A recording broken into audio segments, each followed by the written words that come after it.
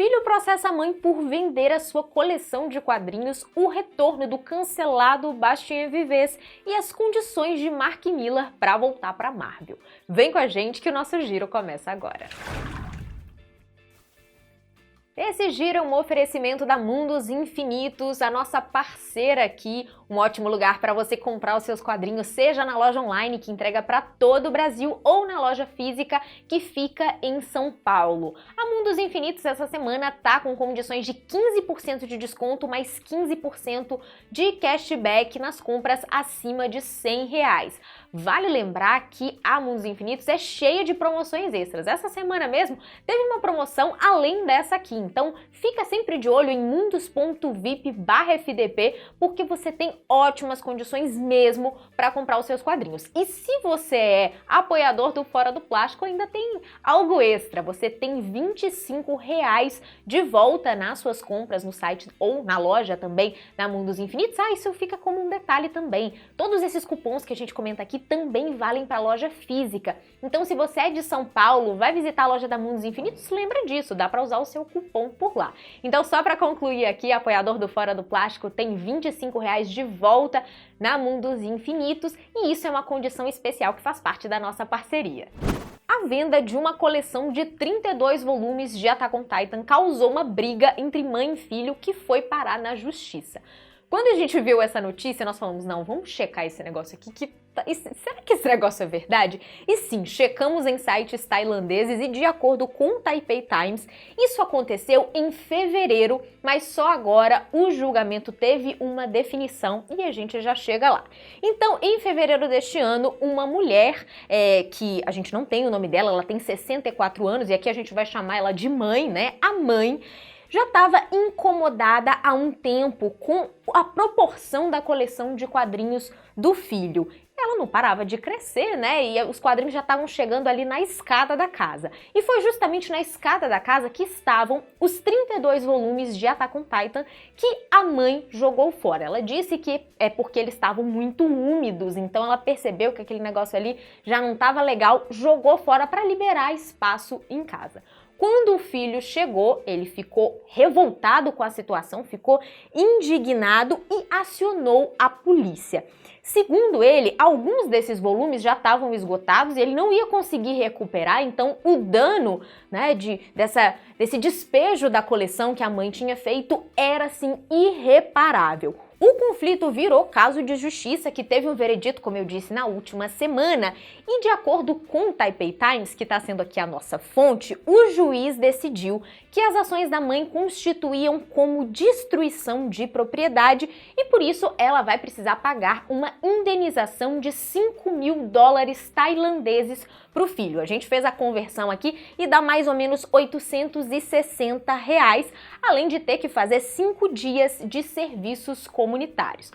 Os jornais tailandeses também informam que, apesar das tentativas da mãe de se reconectar com o filho, ele não quer falar com ela depois de toda essa situação. O cancelamento de Bastien Vives é daqueles casos que vão além dos quadrinhos, embora esteja totalmente mergulhado neles. O artista, que um dia foi o prodígio do quadrinho francês, estava sumido nesses últimos 2 anos, desde que uma série de objeções e até um abaixo-assinado contra uma exposição que ele ia fazer em Angoulême, né, no Festival de Quadrinhos de Angoulême, aconteceu. Isso porque o Bastien Vives estava sendo acusado de fazer apologia à pornografia infantil e ao incesto em algumas de suas obras, mais especificamente em Le Melon de la Colère, La Décharge Mentale e Petit Paul. A exposição em Angoulême foi cancelada mesmo e desde então o Bastien Vives lançou apenas um quadrinho, um novo volume do Corto Maltese moderno que ele assina ao lado do Martin Kennehen. Agora, o Bastien Vives retorna ao lado de uma novidade do mercado editorial francês, a revista Charlotte Mensuelle.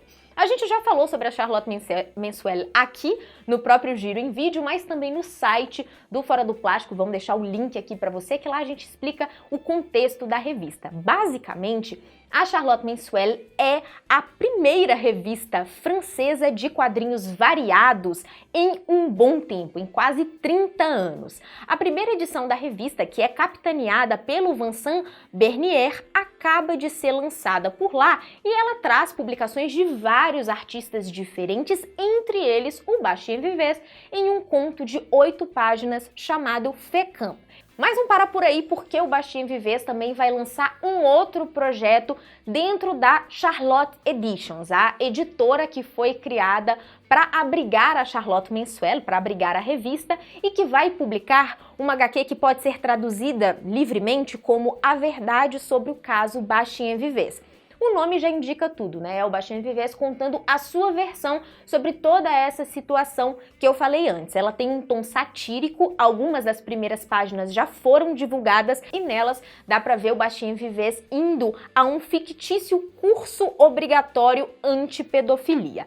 Em entrevista ao Le Parisien, o Vives disse que agora ele espera virar uma página. Abre aspas. Passaram-se momentos difíceis, mas eu me sinto muito melhor desde o julgamento. Só quero conversar sobre quadrinhos com gente que gosta de quadrinhos, de fazer quadrinhos e vou evitar comentar qualquer outra coisa. Tá, mas que julgamento que é esse que ele comentou ali? Em junho deste ano, 5 pessoas foram condenadas a pagar indenizações ao Vives e a entre 2 a 7 meses de reclusão por ameaças de morte e violência contra o quadrinista postadas nas redes sociais, e isso é referente àquele período em que houve toda uma comoção contra a exposição do Bastien Vives em Angoulême. E o próprio Vives foi alvo no ano passado de investigações preliminares do Ministério Público por causa daquelas publicações polêmicas que a gente falou, né? Por causa daqueles 3 quadrinhos.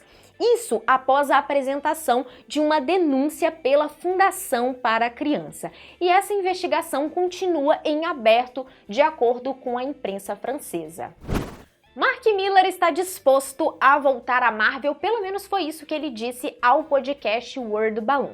Roteirista de sucessos da DC, da Marvel, entre outros, o Mark Millar hoje tem uma relação contratual com a Netflix, que adquiriu os direitos do seu Millar World. Só que esse contrato não é de exclusividade, então o Millar pode ali transitar entre editoras, inclusive ele já tinha comentado sobre o desejo dele de escrever o Superman novamente, mas ele disse que isso só aconteceria se a DC desse liberdade criativa o suficiente para ele ou se o personagem cair em domínio público daqui a alguns anos. E isso a gente até comentou aqui no nosso giro. No caso da Marvel, a condição é bastante semelhante também. Ter mais liberdade criativa e estar à frente de um projeto grandioso. Ele contou que o editor-chefe da Marvel, o C.B. Cebulski, o convidou para assistir às gravações do filme do Quarteto Fantástico em Londres e lá eles puderam conversar um pouquinho sobre essa possibilidade de um retorno do Mark Millar à Marvel. Abre aspas. Eu disse ao CB, só concordaria em trabalhar na Marvel novamente se eles me deixassem produzir algo ainda mais importante do que Guerra Civil. Caso contrário, qual que é o sentido? O Mark Millar também já disse que tem um enredo em mente, mas ele não revelou detalhes ao editor-chefe da Marvel. Será que depois dessa conversa nós temos uma possibilidade aí de retorno do Mark Millar à Marvel? Só o tempo dirá. A JBC anunciou a republicação do livro que deu origem a Shogun, série de muito sucesso, recordista do Emmy e que está disponível para assistir no Disney+. A editora fez algumas prévias no Omelete e anunciou oficialmente nas redes sociais a publicação de Shogun, a gloriosa saga do Japão, do James Clavell. A previsão de lançamento é para 2025, ano em que a JBC completa 30 anos. A história é ambientada no ano de 1600 e acompanha a ascensão do shogun Tokugawa Ieyasu através dos olhos de um personagem ficcional, que é o John Blackthorne. Ele é um navegador inglês que vai parar no Japão por acaso e acaba sendo muito importante para essa história. Originalmente, o livro foi lançado em 1975 e já tinha sido publicado várias vezes aqui no Brasil. A última publicação foi da editora Arqueiro em 2008. Greve atrapalha a distribuição de quadrinhos na França, entre eles um lançamento super aguardado, o do novo quadrinho do Riyad Sattouf, que será um spin-off de O Árabe do Futuro. Em tradução livre, o título é El Fadi, o Irmão Roubado, será uma trilogia e o primeiro volume estava previsto agora para outubro, mas o lançamento não vai chegar a tempo às livrarias francesas porque a distribuidora de livros Interforum entrou em greve. Os funcionários da Interforum entraram em greve e a consequência imediata disso é o bloqueio da saída dos livros dos centros de armazenamento, de acordo com uma reportagem do Actualité. Ainda ao portal francês, a organização sindical disse que eles optaram pela greve porque há meses eles denunciam a deterioração das condições de trabalho e a falta de reconhecimento dos trabalhadores que estão, abre aspas, cada vez mais exaustos e revoltados. E eles completam, abre aspas, a nossa ação visa garantir que a cultura e o livro continuem a ser um setor protegido dos apetites vorazes do lucro e da exploração dos trabalhadores. A previsão é que haja um acúmulo de lançamentos, entre eles esse do best-seller Riyad Sattouf, né? Eu já estou dizendo que é um best-seller, mas né, a maioria dos quadrinhos que o Riyad Sattouf publica se tornam best-sellers lá na França, mas mesmo com a pressão que a organização sindical está fazendo relacionada a isso, porque não é só o quadrinho do Riyad Sattouf, tem outros lançamentos em potencial na França que estão paralisados por causa dessa greve, não existe previsão de negociação entre a direção do grupo Editis, do qual a Interforum, a distribuidora Interforum faz parte, e as representações sindicais. Ridley Scott vai entrar para o mundo dos quadrinhos. O diretor de Alien, Blade Runner, Gladiador, entre outros, vai usar a sua habilidade na criação de universos para 3 séries que estão planejadas para o ano que vem. Os títulos são Modville, Hyde e Nick. Os quadrinhos vão ser lançados por uma editora recém-criada chamada Mechanical Cake, que é coordenada pelo quadrinista Dave Elliott. E olha só quais são os nomes revelados que vão fazer parte desse projeto. Começa com Bill Sienkiewicz, Chris Weston, Dan Panosian, Brian Wood e Henry Prasetya. A primeira série que vai ser lançada em março do ano que vem é Modville e ela vai vir, né, a primeira edição dela vai vir junto com as prévias das 2 outras séries previstas, Hyde e Nick. E uma breve sinopse de cada uma delas é: Modville é um drama policial de ficção científica meio gótico que é protagonizado por inteligências artificiais humanoides que são chamados de mods, e a série é ambientada em uma Nova Orleans do futuro. Já Hyde imagina um mundo em que o Mr. Hyde, do Robert Louis Stevenson, né, o personagem Mr. Hyde, não morreu, mas ele está nos subterrâneos de Londres, continuando a fazer experimentos. E por fim, Nick é uma história da Guerra de Yule ambientada no mundo das lendas nórdicas arcanas. Nenhum desses quadrinhos ainda tem previsão de ser lançado no Brasil. Bloco de pré-vendas, vamos começar com A Filosofia do Mamilo, de Kael Vitorello, quadrinho que vai ser lançado no final de outubro pela Veneta. A HQ foi inspirada pelas experiências do próprio quadrinista no processo judicial para a liberação da sua mastectomia eletiva. Da Pipoque Nanquim nós temos a pré-venda de Undertaker, quadrinho francês de Xavier Dorisson, Ralph Meyer e Caroline Delaby, que vai ser lançado pela Pipoque Nanquim em uma edição que compila 6 dos 7 volumes da série. Aí você tá pensando, por que tem um volume que foi deixado de fora? É porque a série continua em andamento e futuramente a editora Pipoque Nanquim deve fazer novos encadernados compilando os volumes que forem lançados. A previsão de lançamento é para o final de outubro também, dia 25. Tem quadrinho nacional vindo aí pela Nemo, As Sereias de Harlem, do Felipe Pan e da Gio Guimarães. O Felipe Pan, que é autor de outros quadrinhos também publicados pela Nemo, Gioconda e O Menino Rei. Essa HQ vai trazer 3 jovens holandesas sabotando os planos dos nazistas durante a ocupação deles na Segunda Guerra Mundial.